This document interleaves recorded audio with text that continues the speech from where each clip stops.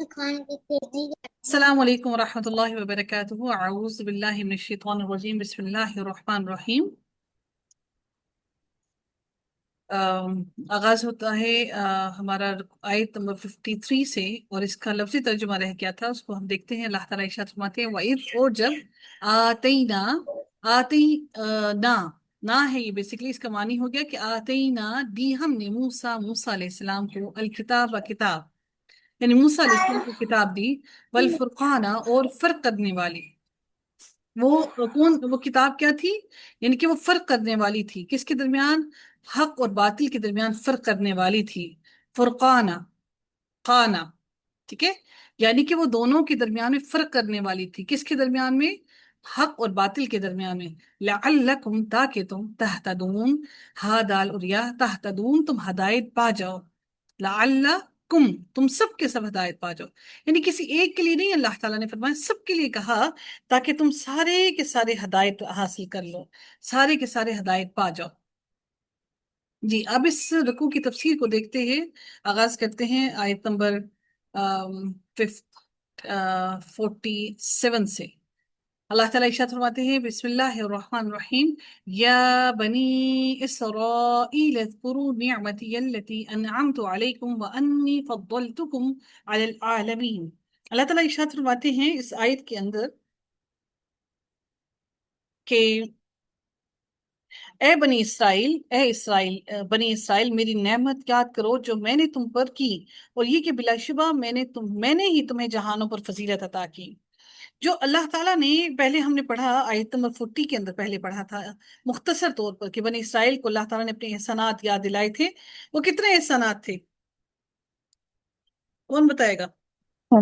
10 10 میم 10 کتنے عذاب تھے؟ 10 10۔ اور ایک اور بھی چیز تھی، وہ کیا تھی؟ 10 احسانات، سزائیں بھی 10 تھی۔ 10 سزائیں، 10 اور کیا تھا؟ 10 سزائیں تھیں، 10 اللہ تعالیٰ کی ان کے اللہ کے احسانات انعام، اور 10 انعام تھے۔ جی ٹھیک ہے، تو 10 چیزیں اللہ تعالیٰ نے ان کو 40 نمبر آیت میں ہم نے یہ پڑھا کہ اللہ تعالیٰ نے ان کو 10 ان کی 10 بدعمالیاں تھیں، ان کی 10 بدعمالیوں کے سبب ان کو اللہ تعالیٰ نے 10 قسم کی سزائیں دی تھی۔ تو ہم اب یہاں پر جو اس آیت کے اندر دیکھ رہے ہیں کہ اب تفصیل کے ساتھ ان کا بیان شروع کرنے کے لیے دوبارہ خطاب کیا گیا ہے کہ اے بنی اسرائیل اذکروا نعمتی التی انعمت علیکم وانی فضلتکم علی العالمین۔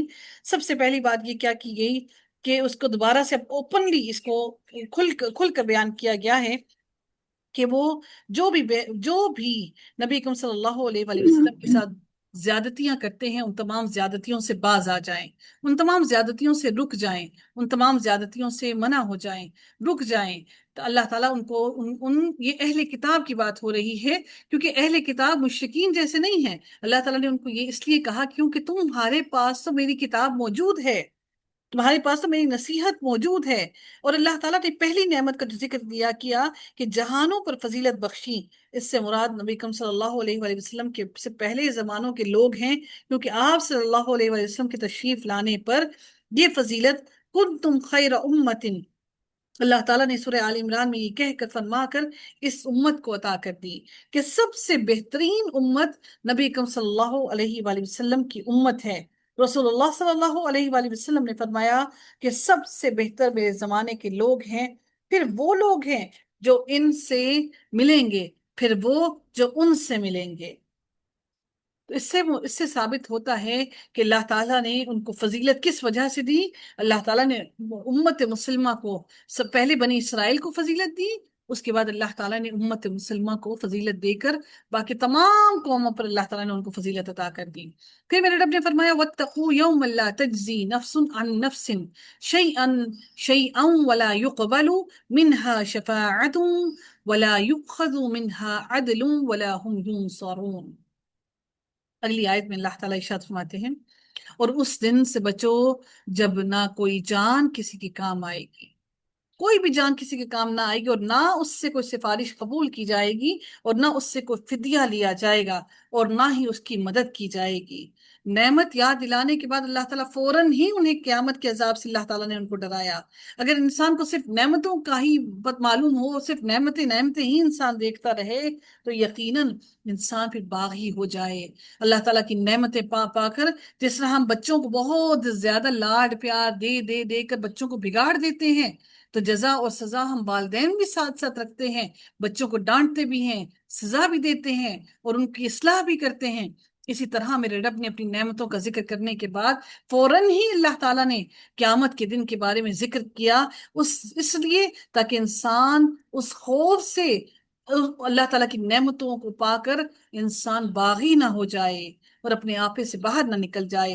अल्लाह ताला ने फरमाया कि उस दिन से बचो जब ना कोई जान किसी जान के कुछ काम आएगी, और ना किसी से कोई सिफारिश कबूल की जाएगी। बनी इसराइल में फसाद की असल वजह ये थी कि वो अपने अंबिया और उलमा पर नाज किया करते थे। वो समझते थे कि हम खा कितने ही गुनाह कर लें, हमारे बुजुर्ग और हमारे आबा व अजदाद हमें बख्शवा लेंगे। उनकी इसी बातिल गुमान की तरदीद की गई है यहाँ पर, कि कोई नफ्स कोई जान किसी जान के काम ना आएगी।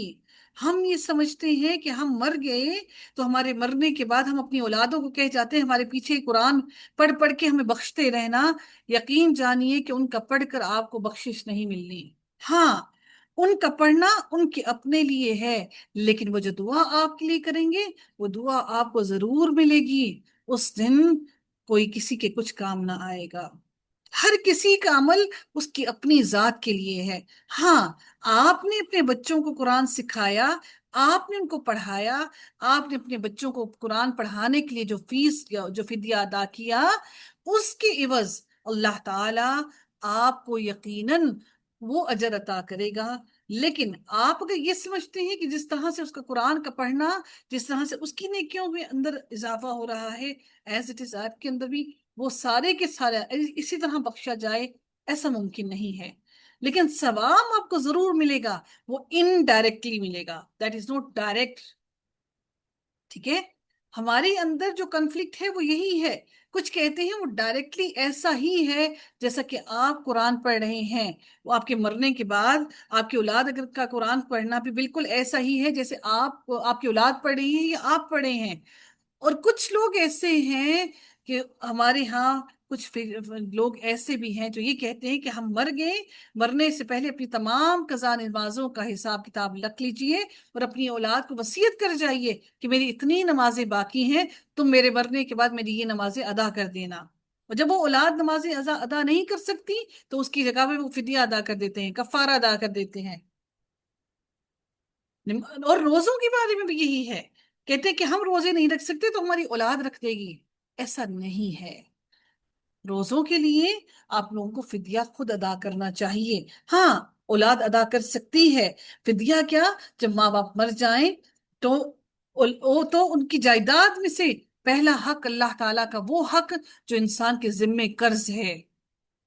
क्या आपने कभी किसी से सुना कि किसी के मर जाने के बाद उसके रोजे बाकी थे, उसने रोजे नहीं रखे, तो वो फिदिया खुद अदा ना कर सका, और जब जायदाद का बंटवारा हुआ तो उसके फिदियों का पैसा। क्या आपने कभी अपने खानदान में अपने आस पास कभी सुना कि उसकी जायदाद में से सबसे पहला काम किया गया कि उसके रोजों का फिदिया अदा किया गया हो? तो खुदारा अपने पर जुल्म ना कीजिए। अपनी चीजें जो अपने फराइज हैं अपने हाथों से अंजाम देकर जाइए। ये जो कमाई, जो दौलत, सब कुछ है, सबसे पहला हक इसका आपका अपनी जात पर है।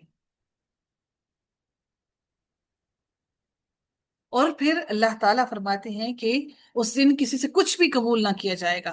आज दुनिया में है, दे दीजिए अल्लाह की राह में जितना कुछ है, लेकर सब वही साथ जाएंगे जो अल्लाह की राह में खर्च करेंगे।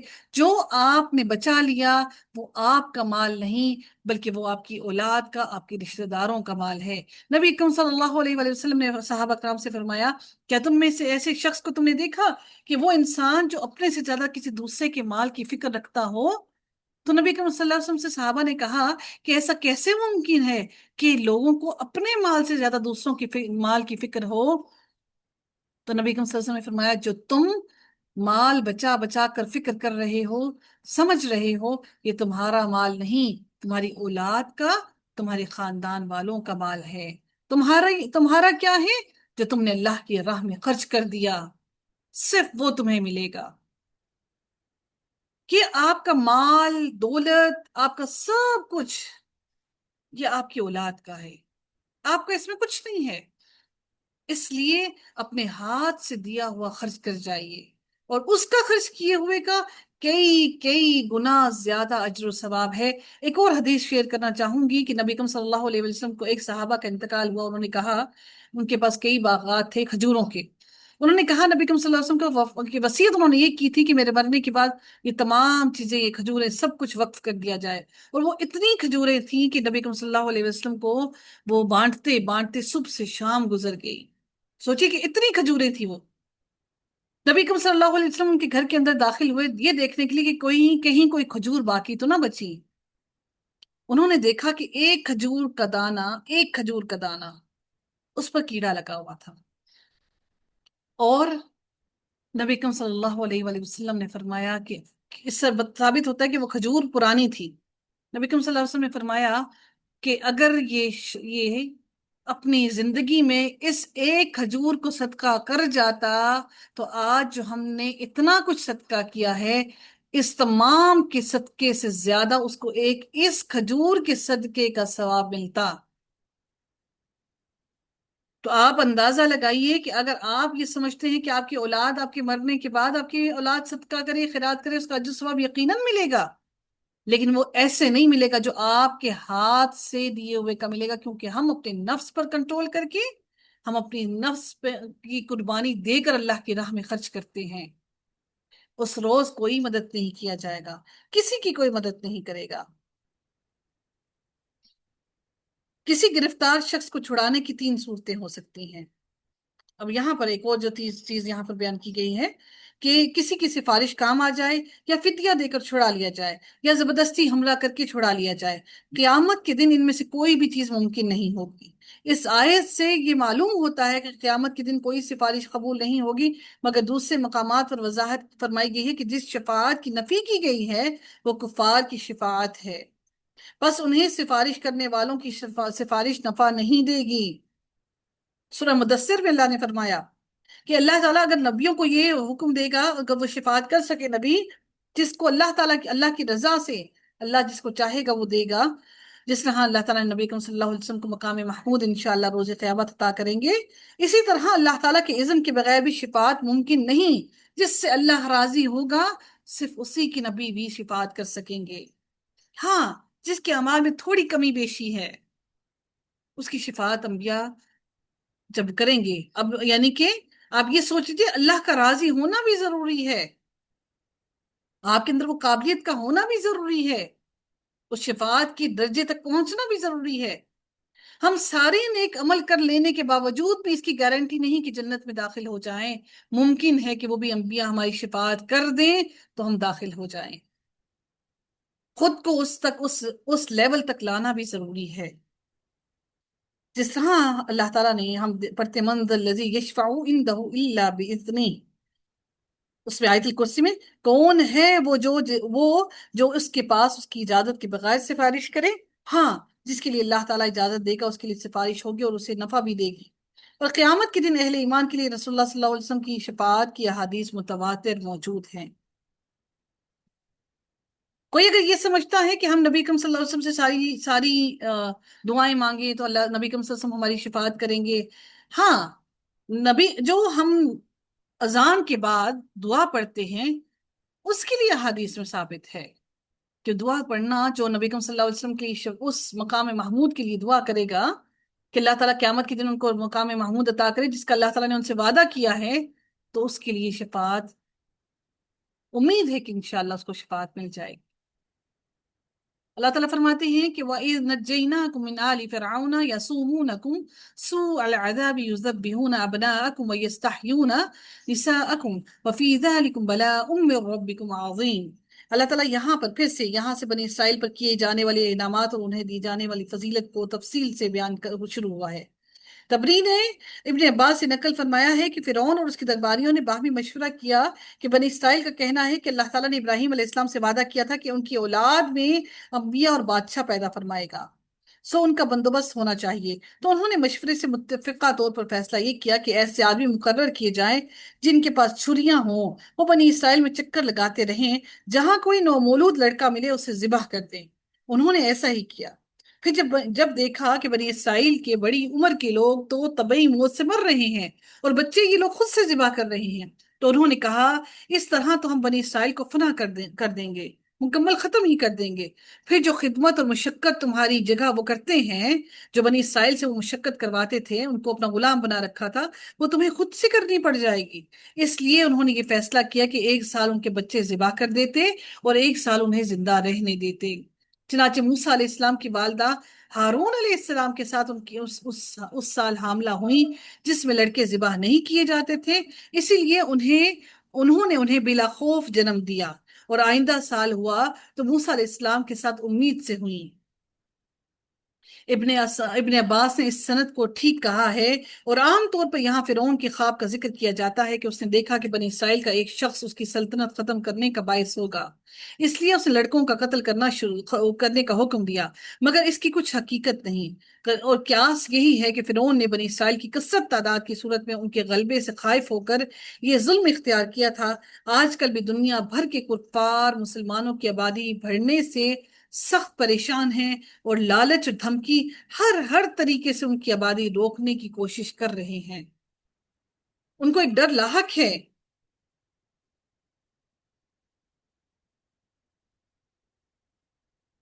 अब ये जो वाकया है, ये वाकया आशूरा 10 मुहर्रम के दिन पेश आया। इब्ने अब्बास फरमाते हैं कि नबी करीम सल्लल्लाहु अलैहि वसल्लम मदीने में तशरीफ लाए तो यहूद ने देखा कि आशूरा का रोजा रखते हैं। आप सल्लल्लाहु अलैहि वसल्लम ने पूछा ये क्या है। उन्होंने कहा ये एक अजीम दिन है। इस दिन अल्लाह ताला ने बनी इसराइल को उनके दुश्मन से निजात दी थी, तो मूसा अलैहिस्सलाम ने उस दिन का रोजा रखा। आप सल्लल्लाहु अलैहि वसल्लम ने फरमाया मैं तुमसे ज्यादा मूसा पर हक रखता हूँ। चुनाचे आप सल्लल्लाहु अलैहि वसल्लम ने उस दिन का रोजा रखा और उस दिन का रोजा रखने का हुक्म दिया। और फिर नबी करीम सल्लल्लाहु अलैहि वसल्लम ने इसको एक रोजा बढ़ाने से भी हुक्म दिया ताकि हमारी मुशाबहत इन यहूदियों के साथ ना हो जाए। फिर रमजान के रोजे फर्ज होने पर आशूरा का रोजा नफल करार दे दिया गया। और वफात से पहले आप सल्लल्लाहु अलैहि वसल्लम ने फरमाया कि आइंदा साल अगर मैं जिंदा रहा तो 9 मुहर्रम का भी रोजा रखूंगा। मगर आप सल्लल्लाहु अलैहि वसल्लम उससे पहले ही वफात पा गए।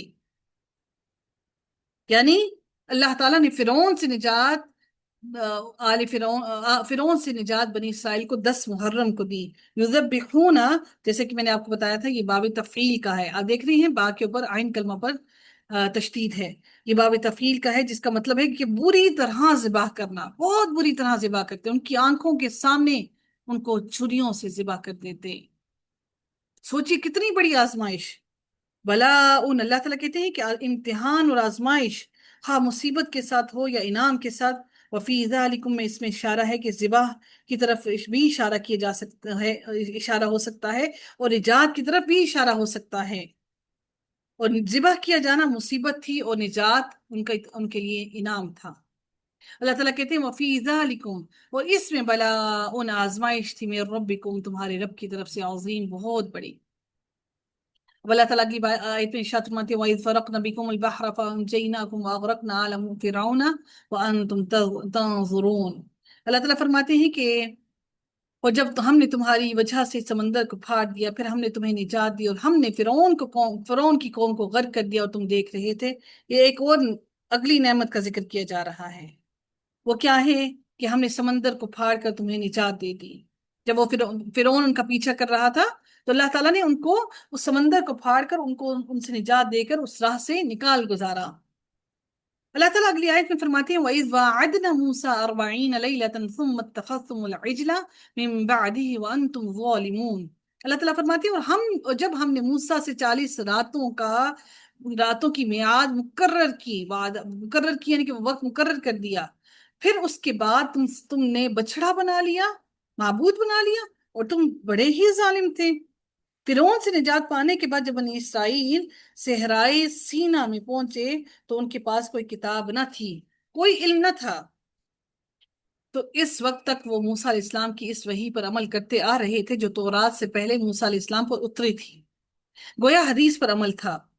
اب اللہ تعالیٰ نے موسیٰ علیہ السلام کو 40 دن رات کے لیے طور پر بلایا تاکہ انہیں تورات عطا فرمائی جائے، لیکن ان کے جانے کے بعد بنی اسرائیل نے ایک بچڑا بنا کر اس کی پوجا شروع کر دی. اسی بنا پر یہاں ان کو ظالم قرار دیا گیا ہے کہ وہ صریح طور پر شرک کے مرتکب ہوئے تھے، اور شرک سے بڑھ کر اور کون سا ظلم ہو سکتا ہے.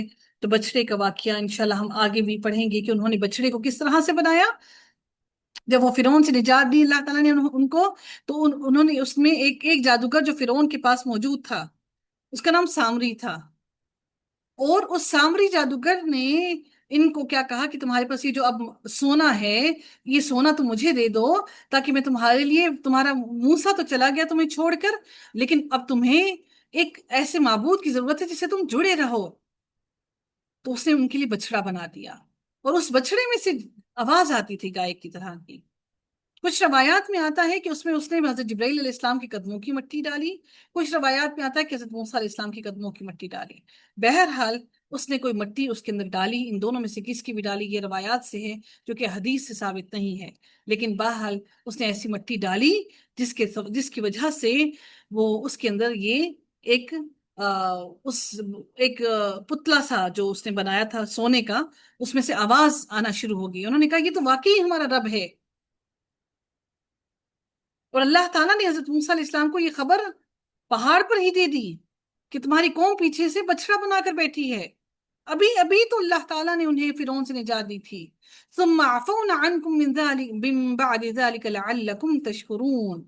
پھر ہم نے اس کے بعد تمہیں معاف کر دیا تاکہ تم شکر ادا کرو.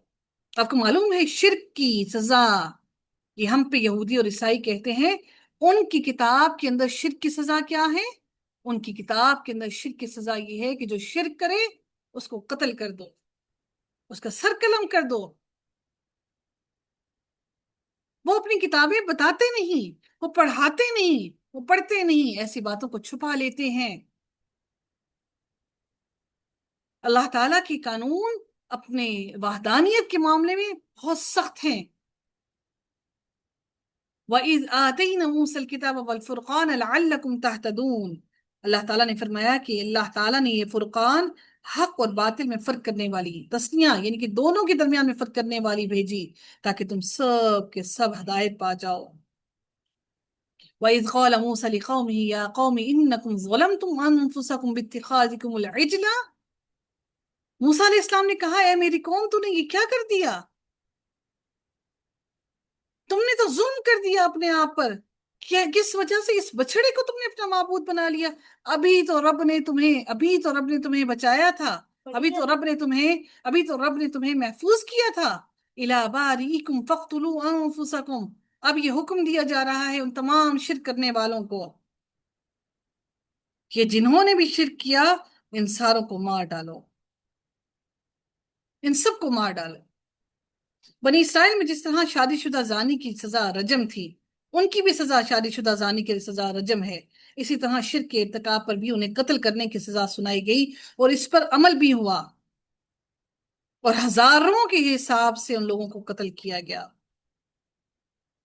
نبی اکرم صلی اللہ علیہ وسلم نے فرمایا کہ جو شخص مرتد ہو جائے اسے قتل کر ڈالو، مگر اتنی تخفیف کر دی گئی کہ مرتد توبہ کر لے تو اسے معاف کر دیا جائے، البتہ رجم کی حد توبہ کے باوجود جاری کی جائے گی.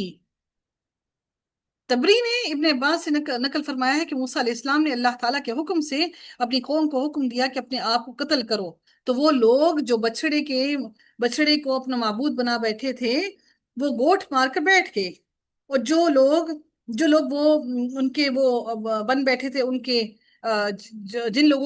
جو لوگ ابھی بچڑوں کا معبود جنہوں نے نہیں بنایا تھا، وہ اٹھے اور انہوں نے ہاتھوں میں خنجر لیے اور ان پر ایک سخت تاریکی چھا گئی اور وہ ایک دوسرے کو قتل کرنے لگے.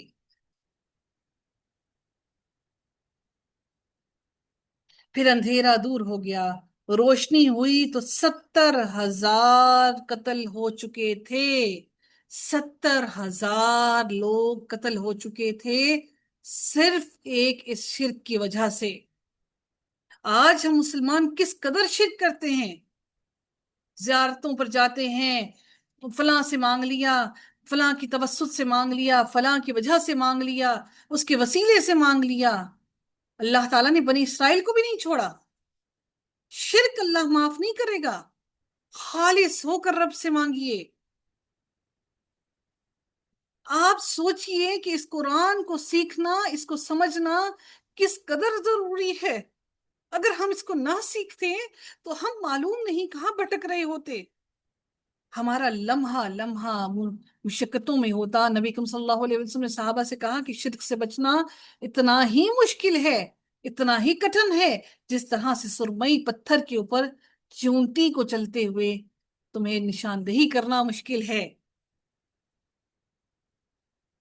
لمحہ لمحہ لمحہ لمحہ ہمیں شرک سے بچنے کے لیے اللہ سے دعائیں کرنی چاہیے۔ لمحہ لمحہ ہمیں فکر میں ڈالنا چاہیے۔ فتاب علیکم انہ هو التواب الرحیم۔ 70,000 لوگوں کو قتل ہونے کے بعد اس کی بھی توبہ قبول ہو گئی جو بچ گیا، اور اس کی بھی توبہ قبول ہو گئی۔ جن کو قتل کر دیا گیا ان کی بھی توبہ قبول ہو گئی، اور جو بچ گئے ان کی بھی توبہ، تو اس کے بعد اللہ تعالیٰ نے ان کی توبہ قبول کی۔ انہ هو التواب الرحیم، بے شک وہ توبہ قبول کرنے والا اور بار بار رحم کرنے والا ہے۔ اصل زندگی آخرت کی زندگی ہے، یہ دنیا کی زندگی نہیں، یہ آزمائش ہے، یہ امتحان ہے۔ ہم دنیا کے اندر اس کمرہ امتحان میں ہیں۔ وَإِذْ قُلْتُمْ، پھر اللہ تعالیٰ فرماتے ہیں وَإِذْ قُلْتُمْ يَا مُوسَى لَن نُؤْمِنَ لَكَ حَتَّى نَرَى اللَّهَ جَهْرَةً فَأَخَذَتْكُمُ الصَّاعِقَةُ وَأَنْتُمْ تَنظُرُونَ۔ اور جب تم نے کہا اے موسیٰ ہم ہرگز تیرا یقین نہ کریں گے یہاں تک کہ ہم اللہ تعالیٰ کو کھلم کھلا اپنی آنکھوں کے سامنے نہ دیکھ لیں۔ تو اللہ تعالیٰ یہاں پر کیا بیان کیا جا رہا ہے؟ اکثر مفسرین کا کہنا ہے کہ بات کہنے والے وہ 70 آدمی تھے جن کا ذکر ہم آگے انشاءاللہ سورہ اعراف میں پڑھیں گے۔ یہ حضرت موسیٰ علیہ السلام کی قوم کے 20 کے 70 سردار سمجھ لیجئے، کہ جو ان کے قبیلوں کے بڑے بڑے معتبر لوگ تھے، وہ تھے جنہیں موسیٰ علیہ السلام نے اللہ تعالیٰ کے مقرر کردہ وقت کے لیے چنا تھا۔ جب موسیٰ علیہ السلام نے جب موسیٰ علیہ السلام سے اللہ تعالیٰ نے کلام کیا تو انہوں نے کہا کہ ہم تمہارے کہنے پر ہرگز یقین نہیں کریں گے کہ اللہ تعالیٰ تم سے ہم کلام ہوئے ہیں، جب تک کہ ہم اپنی آنکھوں سے خود جا کر اللہ تعالیٰ کو نہ دیکھ لیں۔ اس پر وہ رجفہ، وہ زلزلہ، وہ صاعقہ، بجلی کی کڑک سے وہ بے ہوش ہو کر مر گئے۔ یہ سب مر گئے تھے۔ فَأَخَذَتْكُمُ الصَّاعِقَةُ وَأَنْتُمْ تَنظُرُونَ۔ اچھا یہ ایسا نہیں ہوا کہ سارے کے سارے مر گئے اکٹھے ہی، اگر اکٹھے مر جاتے تو گواہ کہاں کوئی کسی پر ہوتا؟ ایک ایک کر کے گرے، تاکہ جو گر رہے ہیں، جو مر رہے ہیں، وہ کھڑے جو لوگ ہیں وہ ان کو گواہ رہے کہ یہ مرے تھے۔ فَأَخَذَتْكُمُ الصَّاعِقَةُ وَأَنْتُمْ تَنظُرُونَ، تم دیکھ رہے تھے یہ سب مر رہے ہیں۔ یہاں موت سے بے ہوشی لینا درست نہیں ہے۔ کوئی یہ نہ سمجھے کہ یہ بے ہوش ہوئے تھے، بلکہ وہ مر کر حضرت موسیٰ علیہ السلام کی دعا پر دوبارہ زندہ کیے گئے۔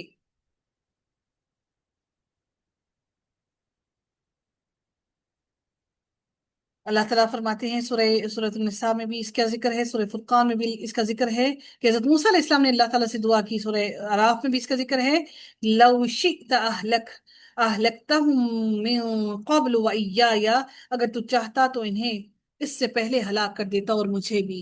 حضرت موسیٰ علیہ السلام نے اللہ سے دعا کی، اے رب تو اگر چاہتا تو یہ جب انہوں نے بچڑا بنایا تھا تو ان کو اسی وقت ہلاک کر دیتا، اب جب یہ میرے ساتھ تیرے پاس آئے ہیں تو نے اب ان کو ہلاک کر دیا، تو اے رب تو ان کو واپس زندگی بخش دے۔ تو پھر اللہ تعالیٰ نے ان کی دعا کو قبول کیا، اور پھر اللہ تعالیٰ نے ان کو واپس زندہ کیا۔ یہ اللہ تعالیٰ کا ایک اور انعام ان پر ہوا۔ ثم بعثناکم من بعد موتکم لعلکم تشکرون، میں نے اس لیے تمہیں زندہ کیا تاکہ تم میرا شکر ادا کرو۔ وَظَلَلْنَا عَلَيْكُمُ الْغَمَامَ وَأَنزَلْنَا عَلَيْكُمُ الْمَنَّ وَالسَّلْوَىٰ، اب یہ ایک اور نعمت کا ذکر ہو رہا ہے۔ اور ہم نے تم پر بادل کا بھی سایہ کیا، اور ہم نے تم پر من و سلوہ اتارا، کھاؤ ان پاکیزہ چیزوں میں سے جو ہم نے تمہیں دی ہیں، اور انہوں نے ہم پر ظلم نہیں کیا، اور لیکن وہ اپنے آپ پر ہی ظلم کرتے تھے، انہوں نے خود پر ہی ظلم کیا۔ صحرائے سینا میں ان کے پاس کھانے کے لیے کچھ نہ تھا، اور صحرا کی دھوپ انہیں جلائی دیتی تھی، اور اللہ تعالیٰ نے ان پر خاص قسم کے بادل کا سایہ کر دیا جو ہر وقت ان کے اوپر سایہ کیے ہوئے ہوتا تھا۔ اور کھانے کے لیے اللہ تعالیٰ نے ان کے لیے من اور سلوا کا انتظام کیا۔ رسول اللہ صلی اللہ علیہ وآلہ وسلم نے فرمایا کہ من کے بارے میں کہ من بیسیکلی کھمبی میں سے ہے، اور اس کا پانی آنکھ کے لیے شفا ہے۔ اس سے معلوم ہوا کہ من متعدد چیزیں تھیں جو صحرا میں خود بخود پیدا ہوتی تھیں، ان میں سے ایک کھمبی بھی تھی۔ اس طرح وہ میٹھی گوند بھی من کی ایک قسم تھی، جو ابن عباس اور مجاہد سے من کی تفسیر میں آئی ہے۔ اور السلوا جو ہے یہ اس میں جنس ہے، اس کا واحد سلواتن ہے۔ یہ السلوا اس میں جنس ہے، بیسیکلی اس کا واحد جو ہے وہ سلواتن ہے۔ یہ بٹیر یا بٹیر سے ملتا جلتا کوئی پرندہ ہے۔ صحرا میں اللہ تعالیٰ کے حکم سے بے شمار پرندے آ جاتے اور وہ انہیں پکڑ کر کھا لیتے تھے۔ یہ اللہ تعالیٰ کا ان پر انعام تھا، نہ کوئی کمانا پڑے، نہ کچھ اگانا پڑے، نہ کھیتی باڑی کرنی پڑے، آرام سے ان کو کھانے کو مل گیا۔ اب اللہ تعالیٰ نے یہ انعام ان کو کیوں دیا؟ اس لیے دیا تاکہ وہ اللہ تعالیٰ کی اب اپنے رب کی عبادت کر کے اس کو راضی کر لیں۔ لیکن میرے رب نے پھر کیا فرمایا؟ پھر کیا ہوا؟ انہوں نے پھر کیا کیا؟ وَإِذْ قُلْنَا ادْخُلُوا هَٰذِهِ الْقَرْيَةَ فَكُلُوا مِنْهَا حَيْثُ شِئْتُمْ رَغَدًا وَادْخُلُوا الْبَابَ سُجَّدًا وَقُولُوا حِطَّةٌ نَغْفِرْ لَكُمْ خَطَايَاكُمْ وَسَنَزِيدُ الْمُحْسِنِينَ۔ اس شہر سے مراد جس شہر میں ان کو داخل ہونے کا حکم دیا گیا، بعض مفسرین نے کہا ہے کہ اس سے اریحہ شہر مراد ہے، مگر یہ بعید ہے کیونکہ اس وقت بنی اسرائیل بیت المقدس کی طرف جا رہے تھے، تو یہ شہر جو تھا وہ بیت المقدس تھا، اور یہ اس راستے پر نہیں ہے۔ بعض نے فرعون والا مصر مراد لیا ہے، یہ قول بھی اس لیے درست معلوم نہیں ہوتا۔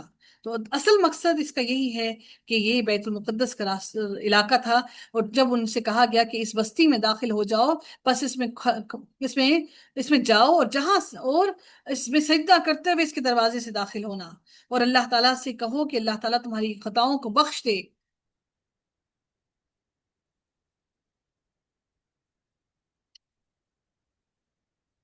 جیسے کہ سورہ معاہدہ میں بھی ہے کہ اے میری قوم، اس مقدس زمین میں داخل ہو جاؤ جو اللہ تعالیٰ نے تمہارے لیے لکھ دی ہے۔ یہاں یہ جو پریشانی جو مختلف شبہات پیدا ہوتے ہیں کہ بیت المقدس تو موسیٰ علیہ السلام کی زندگی میں فتح ہی نہیں ہو سکا تھا، حالانکہ فبدلا کی جو فا سے معلوم ہوتا ہے، فبدلا یہ جو فا بدلا فا ہے، اس سے معلوم ہوتا ہے کہ اس حکم کے بعد وہ فوراً شہر میں چلے گئے، یعنی کہ یہ فا کا مطلب ہوتا ہے کہ فوراً کام ہو جانا، اسی وقت، یعنی کہ جب حکم ہوا فوراً ہی کام ہو گیا۔ راضی نے اس کے معاملے میں اس بات کو جو انہوں نے اس کے بیان کیا ہے کہ ضروری نہیں کہ یہ حکم موسیٰ علیہ السلام کی زبانی دیا گیا ہو، بلکہ عین ممکن یہ بھی ہے کہ یوشع بن نون جو حضرت موسیٰ علیہ السلام کے بعد اس سلسلے کو آگے لے کے چلے کہ عہد نبوت میں جب بیت المقدس فتح ہوا تو انہیں حکم دیا گیا ہو کہ اس فتح کی شکر گزاری میں اللہ تعالیٰ کے عاجز بندوں کی طرح سجدہ ریز ہو کر اپنے گناہوں کی بخشش مانگتے ہوئے شہر میں داخل ہو جائیں۔ ابن کثیر لکھتے ہیں کہ یہ حکم ویسا ہی تھا جیسا کہ رسول اللہ صلی اللہ علیہ وسلم کو سورہ نصر میں فتح کے موقع پر تسبیح اور استغفار کا حکم دیا گیا ہے، اور آپ صلی اللہ علیہ وآلہ وسلم نے مکہ میں داخل ہونے کے بعد نماز فتح 8 رکعات ادا کی تھی۔ اللہ تعالیٰ فرماتے ہیں سنازید المحسنین، یعنی گناہوں کی بخشش کے علاوہ مزید درجات حاصل ہوں گے۔ احسان کا معنی خالص اللہ تعالیٰ کے لیے عمل کرنا ہے۔ رسول اللہ صلی اللہ علیہ وآلہ وسلم سے احسان کی حقیقت کے متعلق سوال کیا گیا تو آپ نے فرمایا کہ احسان کیا ہے کہ اللہ تعالیٰ کی عبادت اس طرح کرو گویا کہ تم اس سے دیکھ رہے ہو، سو اگر تم اسے نہیں دیکھتے تو یقیناً وہ تمہیں دیکھ رہا ہے۔ وَسَنَازِيدُ الْمُحْسِنِينَ، ہم احسان کرنے والوں کو عنقریب زیادہ دیں گے، یعنی کہ جو اللہ تعالیٰ کو حاضر اپنے سامنے محسوس کر کے نمازیں پڑھے گا، اللہ تعالیٰ اس کو یقیناً زیادہ دیں گے، جن کی عبادتوں میں ایسا خشوع اور خضوع ہوگا۔ اس رکوع کی آخری آیت کو پڑھتے ہوئے دیکھتے ہیں اللہ تعالیٰ فرماتے ہیں فَبَدَّلَ الَّذِينَ ظَلَمُوا قَوْلًا غَيْرَ الَّذِي قِيلَ لَهُمْ فَأَنزَلْنَا عَلَى الَّذِينَ ظَلَمُوا رِجْزًا مِّنَ السَّمَاءِ بِمَا كَانُوا يَفْسُقُونَ۔ اللہ تعالیٰ فرماتے ہیں کہ پھر ان لوگوں نے جنہوں نے ظلم کیا اس بات کو جو اللہ نے ان کو کہی تھی، اس بات کو انہوں نے اس کے خلاف بدل دیا جو ان سے کہی گئی تھی، تو ہم نے ان لوگوں کو جنہوں نے ظلم کیا آسمان سے ایک عذاب نازل کیا اس لیے کہ وہ نافرمانی کرتے تھے۔ انہوں نے اللہ تعالیٰ کے حکم کو جو حطۃ کہا اس کو مذاق اڑایا، रसूलुल्लाह ने फरमाया कि बनी इसराइल ने कहा वदखुलुल बाबा सुज्जदन वकुलू हित्ततुन, और दरवाजे में दाखिल हो, सजदा करते हुए दाखिल हो जाओ और कहो बख्श दें। तो उन्होंने इस लफ्ज को बदल दिया और अपने सीनों पर घिसटते हुए, जैसे बच्चे वो नहीं क्रॉलिंग करते हो, अपने अपने हिप्स पर बैठ के घसीटते हुए दाखिल हुए। और उन्होंने कहा हब्बतुन फी शारातिन, दाना बाली में, दाना बाली में, क्या हमें दाना बाली मिले। वो अल्लाह से मगफिरत मांगते हुए नहीं दाखिल हुए। इस अजीम नाफरमानी को कुरान ने फिस्क से ताबीर फरमाया है, जिसकी मानी अल्लाह की हदूद से निकल जाने की है। इसी बिना पर उन्हें जालिम कहा गया और उनके इस जुल्म की सजा में उन पर ताऊन का अजाब नाजिल हुआ। ताऊन का अजाब, रिजन के मानी क्या है कि उनको अजाब उनको दिया गया। और हदीस से मालूम होता है कि इससे मुराद ताऊन है जो उन पर तारी किया गया, जो उन पर उन्हें जिसको अजाब में मुब्तला किया गया। ताऊन एक अजाब है जो बनी इसराइल के एक ग्रोह पर या उन लोगों पर भेजा गया जो तुमसे पहले थे। मुस्लिम में रिजसुन की जगह रिजजुन है, तो इसके एवज उनको ताउन की बीमारी में डाल दिया गया। हाफिज इब्ने कसीर लिखते हैं कि ये किस्सा सूरह आराफ में भी है, और मगर वो सूरह चूंकि मक्की है इसलिए जमीर गायब है, यानी कि चलेंगे आपका एक ग्रामेटिकली है। और मदीना में यहूद सामने थे इसलिए उनसे मुखातिब करके ये बात की गई। मक्का में क्योंकि वो नहीं थे, गायब थे, इसलिए गायब का सीगा इस्तेमाल हुआ। मदीना में चूंकि ये मदनी सूरा है, वो हाजिर थे, इसलिए यहाँ पर उनको हाजिर करके बात की जा रही है।